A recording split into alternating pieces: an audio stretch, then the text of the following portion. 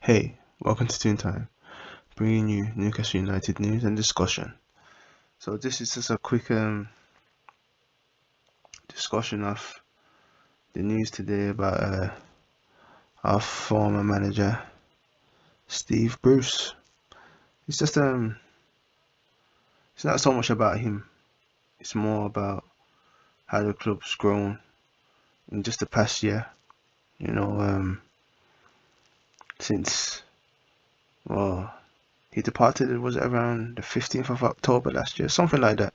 I know it was pretty soon after the takeover that he was made to depart.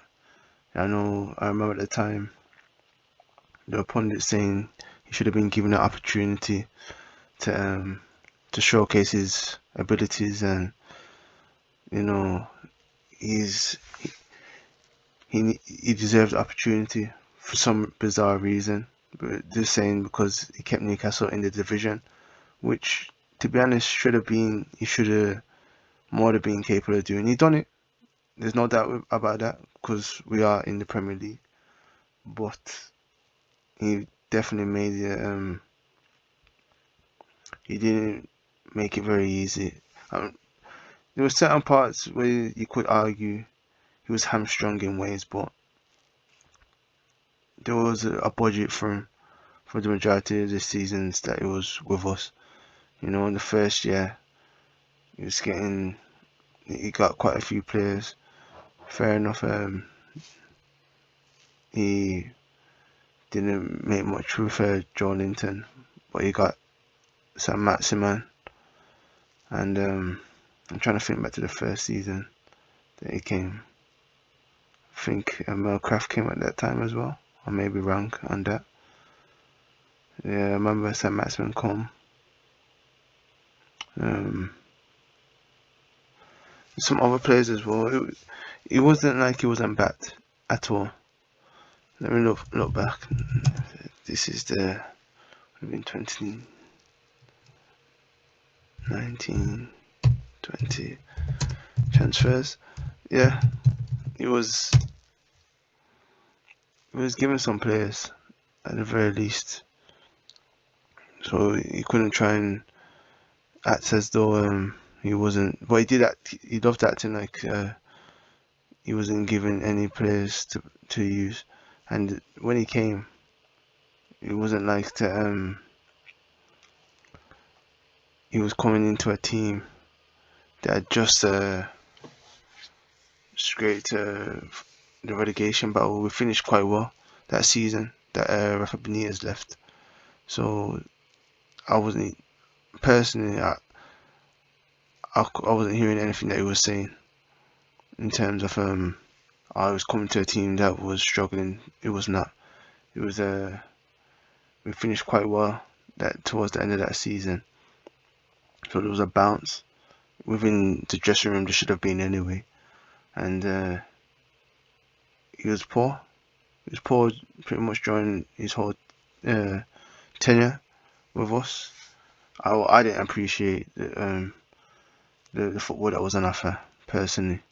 I was glad that he managed to keep us up because he helped get us to take over and get the stench off Mike Ashley out of the place. And I was glad when he left as well. He was a patsy. I know some people would say, "Oh, he's from Newcastle. It's a lifelong Newcastle fan." No, no, he was not. He's very much a charlatan in my eyes, and he's happy to take his money and just roll off into the sun. He's he is indicative of what I don't like about football. It's the that whole boys club type of thing is you know that merry-go-round of managers.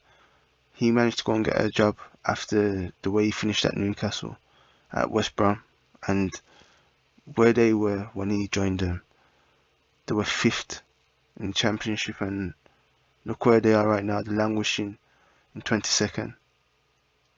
He's been there since I think February this year. That's terrible. It's terrible. It's at the time I remember at the time. I may be wrong on the date when he joined them, but I really do feel it was sometime in February, and he was terrible. It's the only word for it. I've been I haven't been watching it closely because I'm not particularly interested in him, but I just wanted to see what he would do with them, and he's done that. He's done nothing.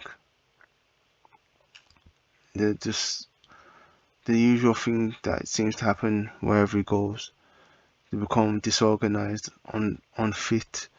They're going into their shell, start playing with less and less confidence on the ball. It's more and more defensive. You know what?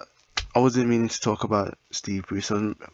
What this is supposed to be about is the improvement in Newcastle United. So I'm not gonna speak about him anymore. It's but from where we were last year and where we are right now, I was looking at Steve Bruce, how he left, and at the time after he left, there was a whole clamour for Steven Gerrard to be taken as the manager. I'm so glad that the club picked Eddie Howe. At the time, I think I've said this before. I wasn't sure, but when Emery rejected us, even him I was unsure about because I know he's got a solid record in Europe and things like that.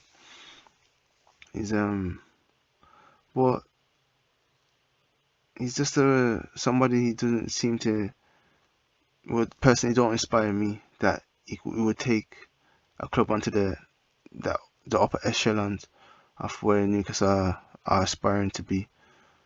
I don't know if Eddie Howe will do it, but I've got faith that he'll try his hardest and he's going to attack every opportunity he can get, and you can see in the way that the way he approaches the game, he goes with that mentality that any team he faces, he feels that he can beat them, and that's his whole ethos. How can I find a way to beat you?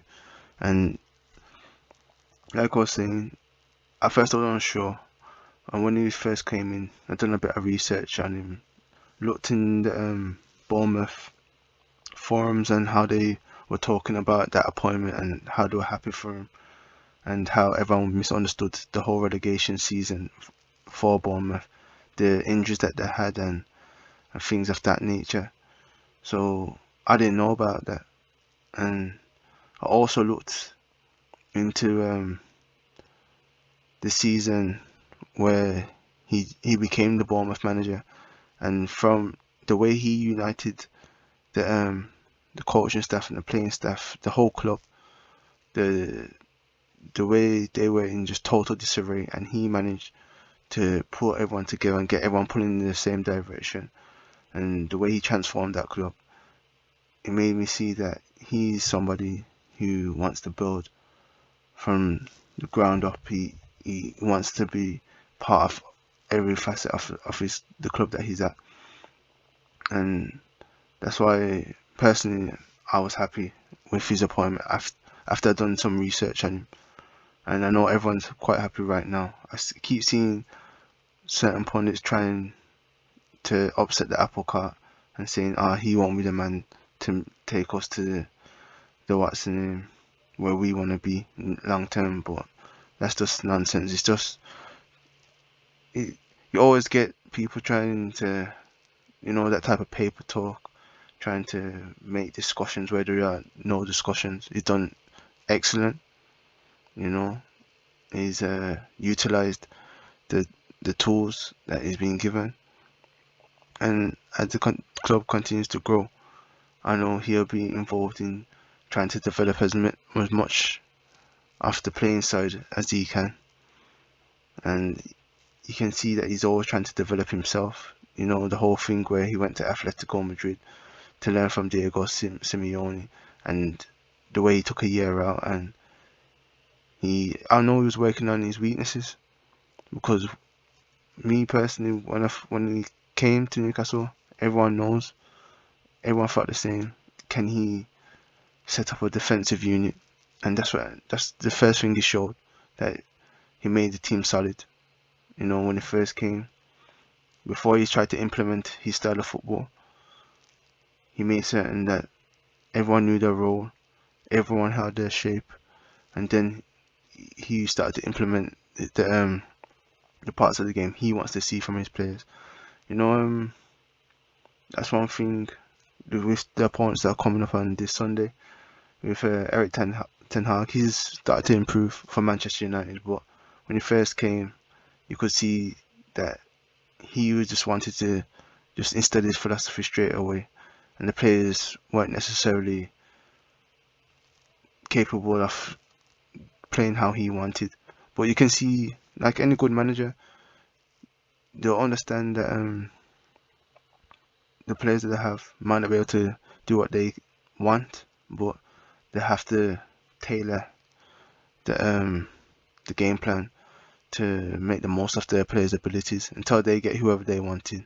And that's what I've seen from Eddie Howe personally. That what he had, he may not have wanted, or certain players wouldn't be able to play exactly how he wanted, but he would make use of their strengths, and that's what he's been doing from what I've seen. And the club right now is trying to get the players in that he wants, you know, capable of playing in tight spaces, pressing with intensity, highly fit, highly motivated, good character, and that's what I thought is going to be the nature of Newcastle as we continue, not like what it was before.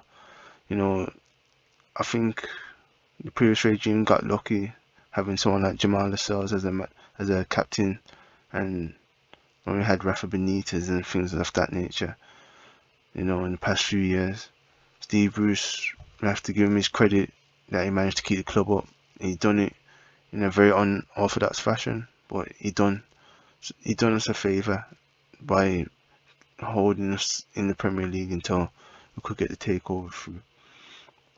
But yeah, like I said, I didn't want to concentrate too much on Steve Bruce. I think maybe he was just letting off a bit of steam in terms of I remember at the time under the previous regime, I was very frustrated at the inertia of the club. But you can see that gradual growth as it's been this season in terms of the way the team plays and the way the atmosphere of the club has gone more and more positive. You know, people will point to the financial side, but it's not that. It's you can see that there's joy when they play football now. You know, there's unity from the fans and the team. You know, you could see the players were getting support from the ground, from the ground. There was still that dissent, that underlying resentment from the support. Well, yeah, that's what I want to speak about. So thank you once again for listening, wherever you are. Have a good morning, afternoon, evening, or night. Peace.